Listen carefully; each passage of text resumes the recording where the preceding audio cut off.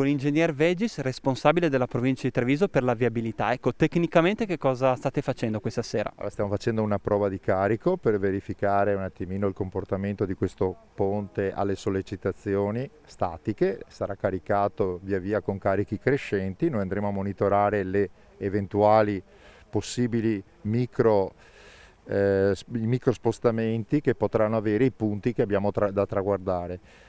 Questo rientra nell'ambito di un intervento complessivo su tutti i ponti della provincia di Treviso. I ponti della provincia di Treviso sono circa 500, sono stati tutti censiti, misurati, stiamo intervenendo anche con interventi forti di manutenzione e in taluni casi stiamo intervenendo anche con prove molto più invasive, che sono prove di carico, prove sulla qualità dei materiali, specie per verificare la loro durabilità nel tempo, in particolare per manufatti che hanno una storia, che hanno oltre 100 anni, tipo questo del 19, quindi è stato rinforzato negli anni, ma è giusto monitorarlo. Con il sindaco di Vidoro, Albino Cordiali, anche consigliere della provincia di Treviso, delegato alla viabilità provinciale. Ecco la genesi di questo intervento, sindaco.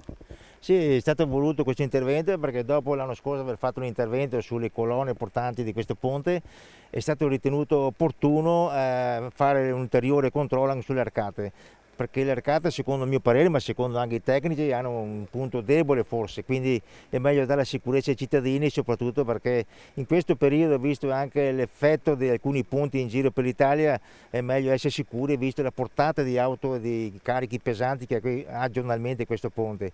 Il problema di questo ponte è l'enorme flusso di traffico, è uno dei posti più congestionati della provincia come flusso di traffico, stiamo parlando di 25.000 veicoli al giorno, ma il problema qui è la sezione è troppo stretto e quindi di fatto basta un ciclista, un incrocio di due camion che quel ciclista rischia la vita e quindi è un problema di sicurezza.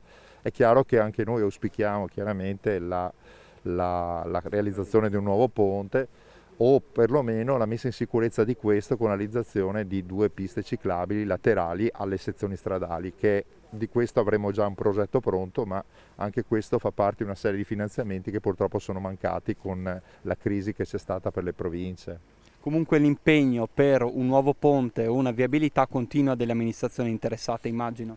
Sicuramente il mio impegno è questo, prima di tutto per la sicurezza, ma poi anche per evitare, diciamo, lo smog che c'è in questo territorio, anche perché è un territorio che merita veramente avere una grande opportunità, visto che è anche territorio dell'UNESCO, quindi avere un traffico meno pesante di quello che c'è ora, quindi il mio progetto è quello di portare avanti ancora la mia linea dal 2010 di una traiettoria, di un percorso nuovo, di viabilità nuova, destra, sinistra, Piave.